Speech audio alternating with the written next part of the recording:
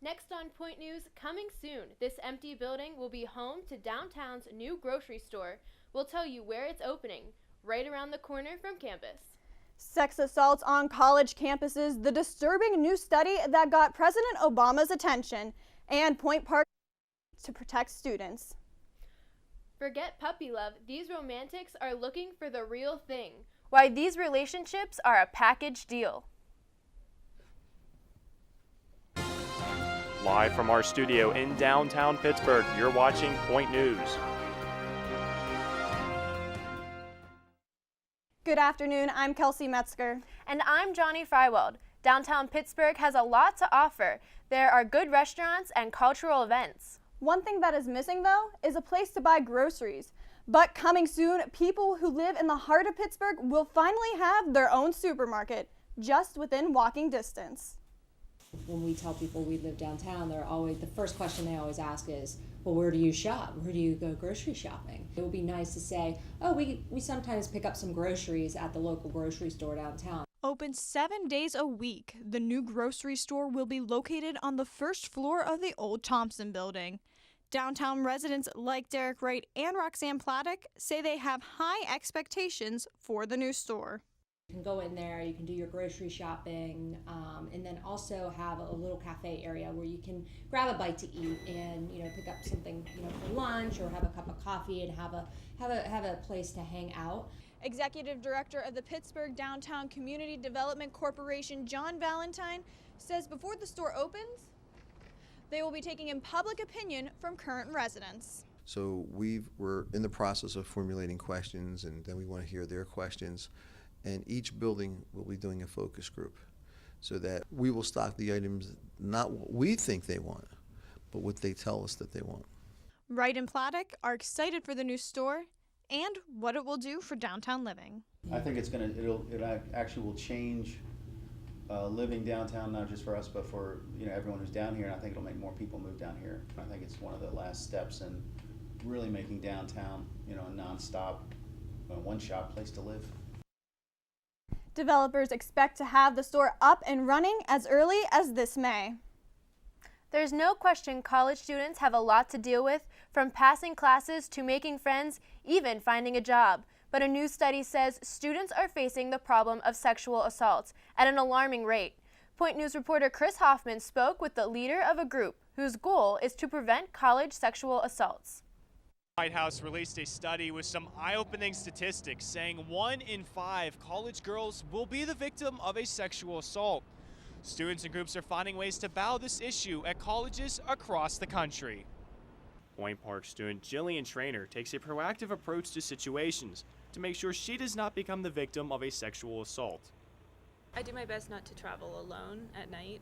If I feel uncomfortable, I usually listen to my gut and go to the other side of the road or do stuff like that. I've taken some self-defense classes just to be on the safe side. Just as Trainer is taking steps to protect herself, Dr. Caroline Heldman and the organization of End Rape on Campus is trying to protect students at every college. They have seen progress in the handling of sexual assaults at colleges in the past few years. 2 years ago, administrators were openly dismissive, so I think it's progress that nowadays, if you bring up the issue on campus, not only has it already been discussed, but campuses are taking proactive measures. Point Park has also taken measures against sexual assault, as they have stated no sexual crime will be tolerated at the university. The university has taken a policy of increasing awareness, prevention, and services in the event of a sexual assault. With this in place, Trainer feels Point Park has taken the measures to have students protected. I feel safe here because there's enough security guards and there's enough precautions taken with all the door locks and everything. President Barack Obama signed into action a presidential memorandum to create a task force to help protect students from sexual assaults. Reporting for Point News, I'm Chris Hoffman. Students packed the Lawrence Hall lobby for something other than free food. This was a chance for students to ask for funding for their particular university club. It's called Funding Day. During this open meeting, the United Student Government votes on proposed budgets from each club. We discussed all the clubs' budgets basically went through without a hitch. One club we just had to go into a longer discussion and get to the bottom of some of the senators' questions before it was passed. But all in all, everybody got a majority of what they wanted. Because of limited funds, clubs don't always get what they want, but they can come back later in the semester to ask again. World premiere performances are coming to Point Park for the next 2 weekends. Choreographer Peter LeBreton-Mers says the faculty show is exciting and diverse. It also features never-before-seen work choreographed by the dance faculty at Point Park. The process began in mid-January. Students were able to audition for all the choreographers. Mers says this opportunity allows students to rehearse over a long period of time and grow into their roles. As artists, helps them to interpret new roles. The chance to be a part of a world premiere helps them to learn what it is to create a new work and to help a choreographer realize the dream of a new piece of artwork. The faculty show is an annual tradition that runs weekend performances from February 21st through March 2nd in the GRW Performance Center. Some Point Park students are planning a trip to the Big Apple. Staff members of campus radio station WPPJ are headed to New York for the Intercollegiate Broadcasting System Conference and College Radio Awards. Several student submissions are award finalists, including UVU's own Chris Hoffman. Chris, a senior broadcasting reporting major, is a finalist in the category of Best Sports Update. It feels great, but winning, I mean, you always want to win in the end, so it'd be like really nice to do that, be able to win it, put that on your resume and say, hey, something I did in college was worthy enough that on a national level people thought it was one of the best in the country. The conference and award ceremony will take place in March. It's a worldwide problem taking center stage right here in Pittsburgh. This serious issue the FBI wants everyone to be aware of. And let's hear it for the Pioneers, the campus event that had Point Park students getting into team spirit.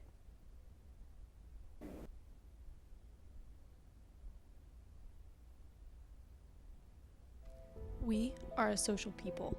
We share our inspiration, wisdom, creations, and memories. We share what makes us laugh and what angers us. Built on the notion of a free flow of ideas, our country thrives on the freedom of speech. Without it, who would watch over our governing powers? And how would we share our history to make a difference for the future? It's this freedom to share that gives us a reason to listen.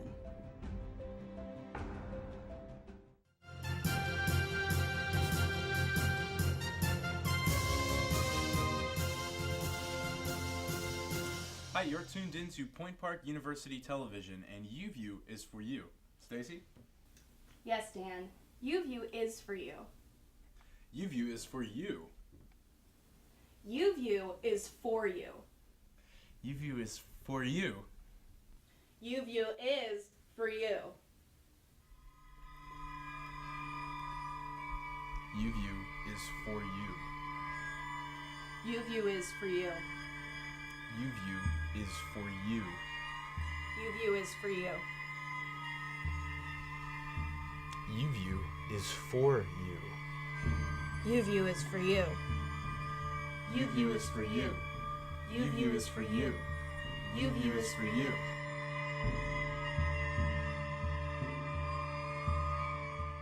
To me, freedom of speech means there are no barriers to voice opinions.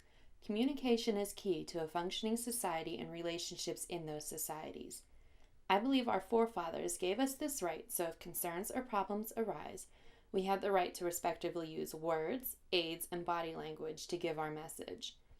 Compromise may not always be met, but when it does meet, it opens up the world to new ideas, relationships, and makes the world become a happier place. Authorities consider it one of the fastest growing criminal industries in the world. We're talking about human trafficking, and it's a multi-billion-dollar industry just across the United States. As Point News reporter Chris Hoffman found out, several organizations joined together right here in Pittsburgh to raise awareness. I'm Chris Hoffman here at the Andy Warhol Museum on the North Shore, where the Western Pennsylvania Human Trafficking Coalition held an open house to address the issue. Founder of the coalition, Mary Burke, says even here in Pittsburgh and the greater western Pennsylvania area, human trafficking is an issue you may not think of. I think a lot of people here in the United States don't recognize that this is happening right here in our own backyard. FBI Supervisory Special Agent Bradley Orsini says this is the third year the coalition has had an open house to spread awareness of human trafficking in western Pennsylvania. Part of our goal is awareness, to bring awareness to the public, to an everyday citizen, to different social service groups, educational groups, religious groups, and law enforcement. Our goal is to train and to really assess what's out there. And there are a lot of organizations here in Pittsburgh fighting against human trafficking. Living in Liberty founder Elizabeth Echevria says her organization helps victims of trafficking get back on their feet. We provide a safe home for adult women over the age of 18 that where they can come and receive different services, basically provide the services that they need to be able to create a life out of trafficking. The Western Pennsylvania Human Trafficking Coalition's website states human trafficking is a $32 billion industry worldwide, which makes it the world's third largest illegal market. But as an advocate to end human trafficking, Soleil Mead says knowing a bunch of facts isn't all you need to know. If you just have the knowledge and it's a bunch of people who know a lot of things, you need to take action. There's so much that we can do. Mary Burke offers some advice to college students as to what they can do to help the cause. Holding fundraising events, community awareness events, book reading clubs. I think they're getting involved with lobbying for improving our laws in the state and national level, and there are a number of ways that college students can get involved. The coalition continues to work with the city of Pittsburgh and other awareness groups to bring attention to this issue. For Point News, I'm Chris Hoffman. The calendar still says February, but it sure feels like spring out there. How long will this spring-like weather last? Your weekend outlook is coming up. They say dogs are a man's best friend, but can they help you find love too? Why these singles were mingling with their pups by their side.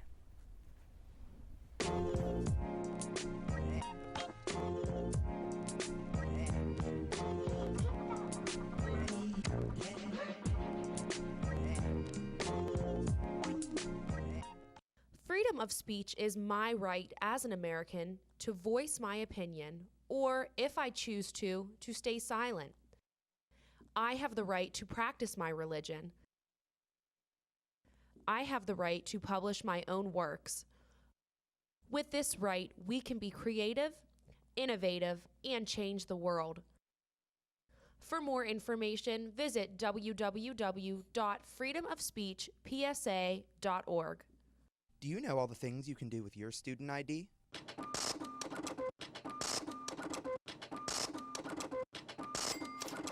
Along with getting discounts to some of the restaurants around campus. Showing your Point Park ID can net you deals on tickets at theaters in the Cultural District. To check out all the current options, just search Student Discounts on the Point Park University homepage. An expression, a belief, a symbol, freedom to worship, an unspoken word. To express yourself means standing up for what you believe in. There's a freedom to worship, and a freedom to live.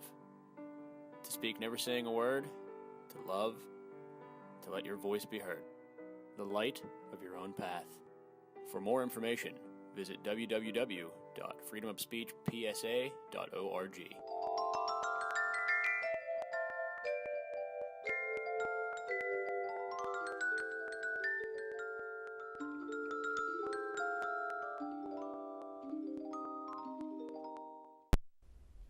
The February thaw is upon us. You can tell by the number of students walking outside without jackets. But winter isn't over yet. Joanne Petoskey is here with our weekend outlook. Joanne? Good afternoon. I'm Joanne Petoskey here with your weekend weather report. It's raining right now, but today we're going to see a high of 48 degrees. The rain is going to continue into the weekend. And Friday, we're looking at a high of 47 degrees with a few rain showers. And Saturday, the rain's going to let up and we're going to see a high of 50 degrees, which is the highest temperature we've seen in over 2 weeks. But don't put your winter coats away yet because Sunday only has a high of 39 degrees with some snow showers. No matter the weather, if you're searching for your soulmate, it's hard enough finding someone who loves you. But your dog too? I took a trip to Animal Friends for a speed dating event that had romantics looking for that special someone who must also love dogs. Day can be pretty lonely when your dog is your only date. That's what brought dozens of singles to Animal Friends on Valentine's Day evening to search for a new companion that's also compatible with their best friend. Ryan Kelly is looking for a woman who is just as crazy about him as they are about Valentine, his 2-year-old corgi. Dated in the past, and so many girls just aren't into having a dog, and it's an easy no because she wins. She's everything to me. Animal Friends held its 3rd annual Must Love Dogs speed dating event on Friday, February 14th. It's a good icebreaker to be able to bring your dog with you if you're trying to meet someone new. You can bring your furry friend. Participants had 2.5 minutes with each date. 2.5 minutes to find a match or just a new friend. While they weren't in the hot seat, guests could mingle and meet all kinds of new people who share at least one common interest. Just meeting new people that also like dogs would be great. If there's a love connection, that would be awesome, but just meeting new folks would be excellent too. After the speed dating stations and treats were cleaned up, the proceeds from the event helped animals at the shelter who have yet to find their best friend. Every event benefits Animal Friends in the smallest ways and the biggest ways. Every dollar counts, really. We want to help animals, and it's a great way just to have a little bit of fun and raise money for the homeless animals at our shelter. At the end of the day, the event was a success for everyone. It was a lot of fun. I think she had a lot of fun. It was great talking to people. People who had common interests. You can check out other upcoming events, including Biscuit Bingo, on the Animal Friends website at thinkingoutsidethecage.org. For Point News, I'm Joanne Patotsky. I'm Sydney Cooper with your sports headlines today. Spring training is in full swing for the Pittsburgh Pirates in Bradenton, Florida. The Bucks are already planning for opening day. The Pirates named Francisco Liriano their starting pitcher for opening day. The Bucks opened the season March 31st against the Chicago Cubs at PNC Park. Following the coming out of Missouri's defensive end Michael Sam, there are signs that times may be changing in the NFL. A survey of 51 NFL players revealed that 86% were okay with having a gay teammate. Sam announced he was gay in a February 9th interview with ESPN. Strobe lights, glow sticks, and a DJ all helped Point Park students cheer on the Pioneers at a pep rally last night at the Student Center. Students got the chance to play games, eat free food, and meet the athletes. Well, the reason for the pep rally today was really to support all of our spring sports and the athletes who are just working really hard to get ready over the winter for their spring and really starting their spring. Like the baseball team who's leaving for Kentucky tomorrow morning.